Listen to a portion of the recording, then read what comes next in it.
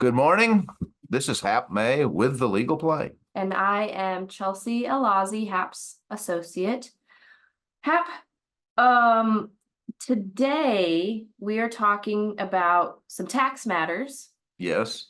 Specifically, I want to talk about tax planning and tax considerations for freelancers and gig workers. Right. And when this topic came up, you had to explain to me exactly what is meant by gig workers, because I thought, wait, is this like traveling musicians that have music gigs? And you had to correct me. Right. That's basically what we're referring to are those sort of internet-based workers that are not necessarily tied to a location, not necessarily tied to a specific employer. I think the gig comes from a gigabyte as opposed to, a musical gig that someone would have. And what type of work would these people be doing? There's a lot of different work they can do. Basically, any worker or person that is engaged in some sort of professional or work activity whose end product can be emailed. Is Posted.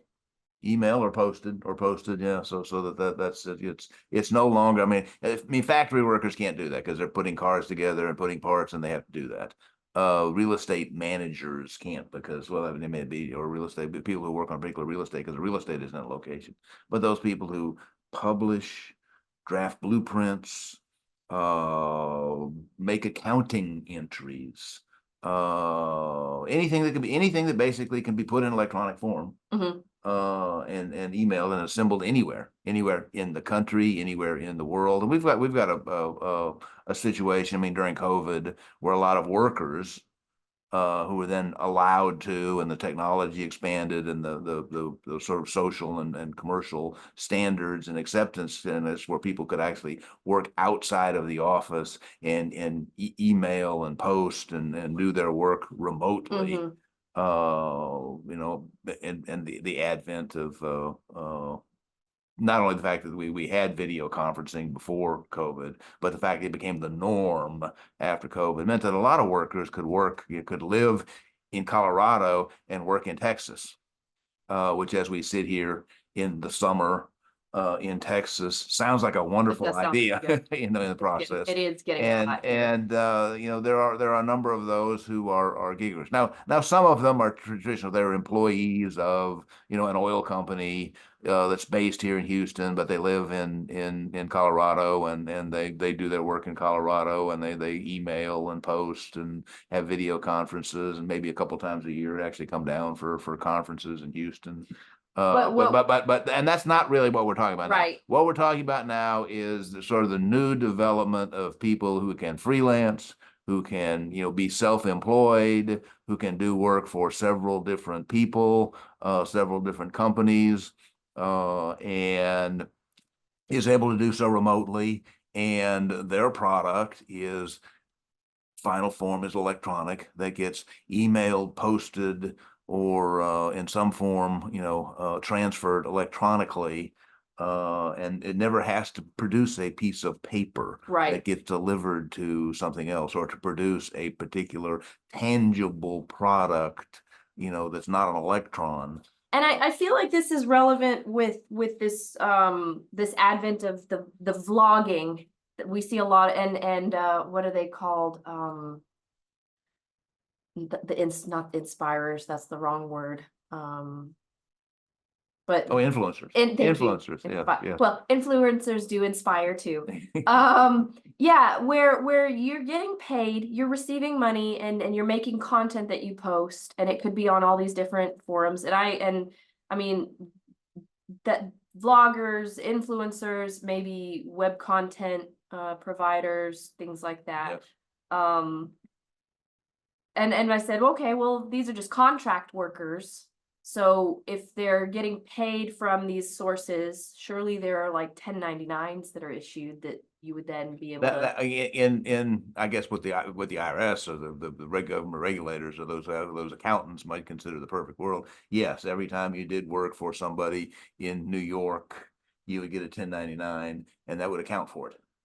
and that would give you a basis to say, okay, I made this much money in New York and this much money in Texas, and I can account to the state of New York, I can account to the state of Texas. Not everybody does that. And in fact, that has become an issue in some cases where we have seen content providers who are working and have in connection with the platform, and they get paid. A platform takes in money, distributes money to them, doesn't give 1099s, and the IRS was all over them, and that so some of those content providers came to us in the process to say, gee whiz, we got this issue that our platform is not properly accounting, and we're worried what impact that has on our taxes. Mhm. Also, it's not just a Colorado, Texas issue. I mean, there I was about to say it could go. in India, China, So you could do then, because that brings in some international tax issues. there are some international tax issues. And can make it very complicated, and I'll say this sounds complicated. there are countries having the treaty negotiations as to how to handle this Mhm. and stuff like that. Mhm. Some countries that want to sort of be havens for Mhm. internet workers, so they don't have to pay taxes, and which attracts some business into their country. The major countries, the G7 or G30 or whatever it is, are concerned about this and concerned about losing tax revenue because workers are at least claiming to make money outside the United States or outside of the EU. So what are some things that gig workers and freelancers should be aware of and plan for? Most of them will fall into the category of independent contractors, meaning that they are now responsible for doing their own tax returns and paying their own taxes. There is nobody out there withholding taxes like you do with a W-2 Mhm. in the process, and not paying a self-employment tax. And when we do generally a 1040, there are sort of two calculations: one, how much income tax you owe, and then how much self-employment, Social Security and Medicare type taxes do you owe in the process, and also what sort of state income tax do you owe. And we in Texas are kind of spoiled because we don't have a state income tax, at least at a personal level. uh, so we don't have withholding, we don't have that. So if you do all your work in the state of Texas, there's no state consideration. But yet these gig workers are doing work for people in New York and in New Jersey and California, Yeah. and internationally, all of which create issues as to where they earn their money. And believe me, the state of New York if you are doing work for somebody in the state of New York, the state of New York wants you to pay tax in the state of New York. So there are issues.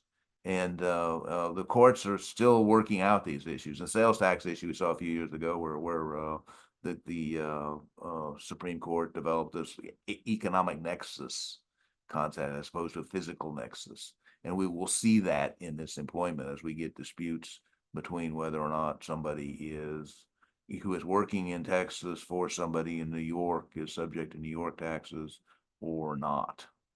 Now, and for this, if you're self-employed and you need to be reporting this, do you need to be paying in quarterly?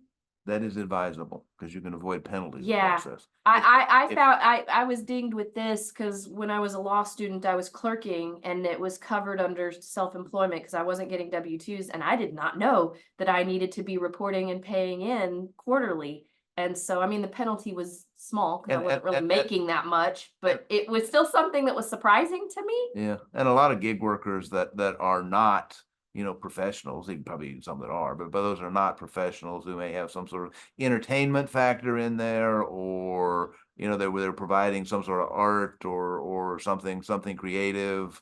Probably gamers fit into that category because that's a significant amount of this They gig get paid. economy, and they get paid, they make money.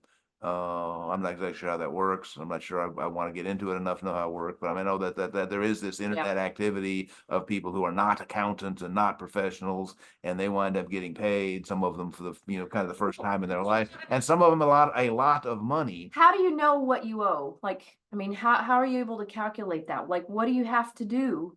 If Well, you okay. realize that you might fall into this category and you might need to be paying it quarterly, Right. like, what do you do? Right. Well, you will get paid. You will get paid, which money goes probably into a bank account or in some sort of account that some bank or equivalent of a bank is collecting, and that is your revenue. And from that, you start to pay certain expenses, and those are your expenses. When must you be paying these quarterly returns? Well, there are, well, I mean, you have people in the United States and in I believe all states, there are certainly at least most states, file on an annual basis, calendar year. So that's when you have to pay. But if you want to avoid paying penalties, you want to try to avoid the situation where I make money during the course of the year and then I do my tax return on April 15th, says, oh my God, I got to pay taxes for the entire year. And there's some penalties because I didn't pay them on time or Right. in the post. So the idea is you break it up into quarterlies and Pay as you go. and pay as you go. There's a form the IRS has that has the four little stubs. That like helps you calculate it? Now there are programs that help you calculate Okay. it, but the actual form, and you can do it electronically now. But in the old days, we used to have forms that you just tear out that little piece of sheet, a little third of a sheet of paper, and put that I'm paying $2,500 and check and put your social security number on it and what year it's Yes. for and mail it off. Now you can do that electronically. Or I think you can still do it by paper filing. But that's the idea is you calculate what you're doing, each quarter, or there are ways you can say base it off of last year's numbers and avoid some penalties if you do that. And also it avoids that shock. I mean, which a lot of people I've seen a lot of times is oh gee whiz, I forgot I had to pay these taxes, and all of a sudden it's $30,000 I got to pay on Mhm. April 15th. I don't have that money. Mhm. And I mean, gig workers fall in that category, Mhm. and a lot of them are young. I mean, there are a lot of young gig workers, maybe never really had to pay tax before, that suddenly are making a bunch of money and not quite got into the discipline of setting aside money for taxes, paying Actually, taxes. we had a nanny. Nannies often fall into this category. Yes, I know some nannies require their employees or their employers to issue W-2s and to withhold for them right. because they don't want to have to mess with 1099s That's or true. this stuff. That's But true. there are a lot of that just don't. And a lot of them have an immigration status that they want to prove that they're paying, wages and remaining, to help them remain in the United States. Yeah, yeah. Uh, But if they're local, yeah.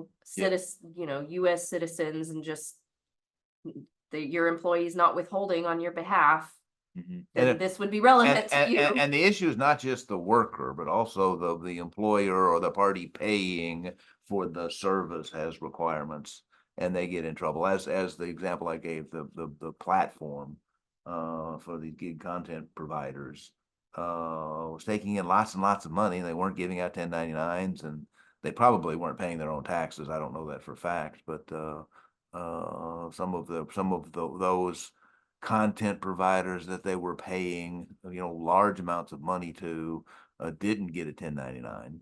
And it was kind of confusing too, because some of these content providers have more than one source. I mean, they Mhm. work for an organization that has a platform that, takes a cut and makes their content available to, the broad range of the population in the process. And then there's some others where they have, they do something over here and they get paid by this credit card, they get paid by PayPal, they get paid by the platform itself, and each one of them give them 1099s, and it gets confusing as to, well, I just did this work and I'm getting 5 different 1099s. What do I do? Yeah. Oh, I have two questions, at least right now that I can think of. So if there's international tax considerations, what yes. should freelancers and gig workers know and do? Well, we had a couple of different ones. I mean, if in fact I am working in the United States and I do something the gig wise, you provide something and I get some revenue from Japan, Okay. it's income in the United States. Mhm. Whether it's income in Japan or not is a different question. Typically not. If I just stay in the United States and the only thing I do is send emails to Japan and they send it to me, typically it's not. If I wind up working exclusively for Nissan, although I'm physically in the United States, there are going to be some issues as to whether I have to pay taxes in Japan Okay. or not. If I spend time, a significant amount of time in the foreign jurisdiction, there are going to be issues as to whether or not. But basically, for United States tax purposes, you are going to have to include that income, whatever deposits go into your account, whether you get a 1099 or not. That is income, and you need to report it. So that aspect of the international. Now, to the extent that I am outside of the United States, maybe I have a home in Costa Rica and I do work out of there. Now the question becomes, my tax plan. If I'm a United States citizen, I am taxed on my income worldwide. Yep. Now I get to get a credit for any foreign taxes that I pay. So if I have to pay taxes to the Costa Rican taxing authority for say 10% of my income, and I would have to pay 25%, say, to the United States, I get a credit for the 10%, and I only owe the United States the 15%. Only. Yeah, only. Well, only that's No, so I I know. wind up paying the same amount. I mean, and to the extent I live in a jurisdiction where the taxes are higher, some of the European countries, that case, then I wind up not paying any tax, and I'm physically in that country. Then I pay the higher tax to the Tax foreign authority there, and my tax credit wipes out whatever Right. liability I've got. People who work in United States workers who work in Canada find that to be the common maps. And there are tax treaties that between certainly the large industrial countries that kind of change and make that a little easier to coordinate between the two taxing authorities. But that's where it gets really tricky. And then a lot of American jobs are lost because there are gig workers that are able to work out of the Philippines or out of India or do a lot of things out of there. And that is there are lots of issues and that they get raised by that. Not only tax issues, but some other issues, employment issues, job issues, national security issues, private security issues that get raised from those arrangements. But nonetheless, I mean, that the work is less expensive sometimes, and given that the end product is an electron that gets posted or emailed or something like that, it's easy to do, easy to have a large amount of work that traditionally would have been done in some office in the United States now done offshore. So there are tax issues. I mean, does the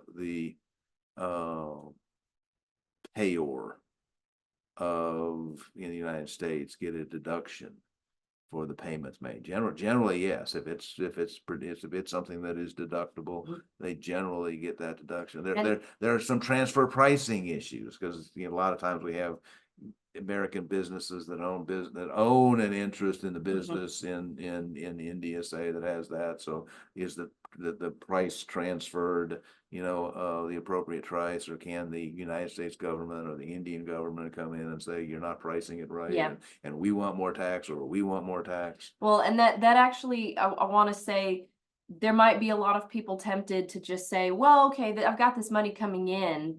How does the IRS even know I'm getting it if I don't declare it? But what you're saying is that if somebody's paying for a service, that they can usually deduct that on their end. So there's going to be some kind of calculation triggered Right. That the IRS is gonna know some money was, not given over to us. Something was paid out and that you're taking a deduction for, so they need to then track it. And Yeah, well, that's sort of the different question of what am I required to do and what can I get away with if I don't report it, and in this day and age when there's a lot of reporting by payors, requirements of payors, a lot of ability for the IRS to monitor payments. Also, the IRS can look at various things to figure out how much money you should make yeah, doing and they can what you're doing. subpoena and Yeah, summons your they bank have records. all sorts of powers to look at your bank records and stuff like that, I got to see what uh, that looks like recently. yeah, and I mean this Bitcoin thing creates an issue. If you get paid in Bitcoin, how are they going to figure it out? There is going to be a point in time where they're going to be able to figure that out.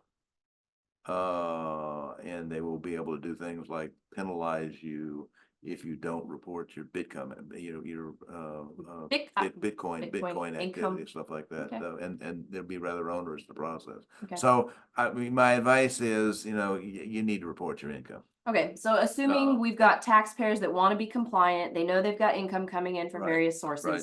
It's complicated and it's starting to get overwhelming. What can you advise them? Well, one, be able to keep track of it.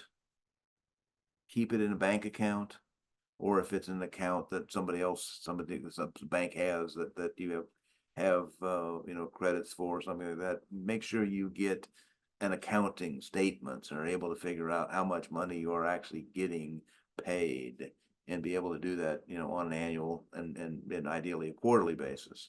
So you can calculate how much money I'm making so far and be able to set aside and actually make payments on a quarterly basis to keep up with your taxes. Also, to be able to figure out what states you're doing business in, what state you are in, physically in, and what states you are doing business with, to make sure that there are no state taxes. Because you have to pay that tax directly to that state. Generally, yes, Yeah.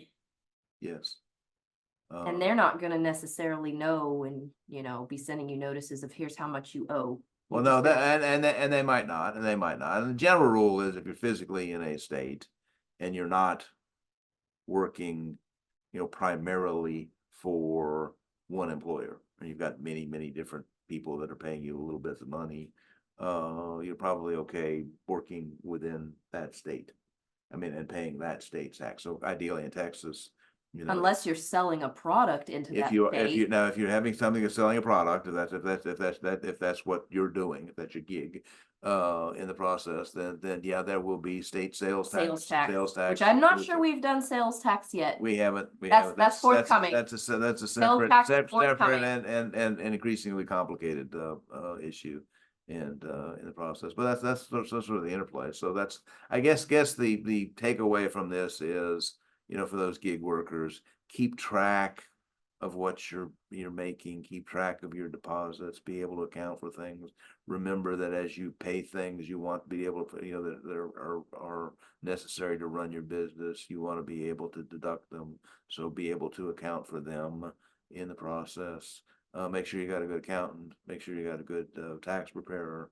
And if you've got a lot of different these issues and have trouble figuring out exactly what to do, make sure you got a good tax lawyer. Okay. All right. Sounds good. All right. This is Hap May with a Legal Play. Thanks, Hap.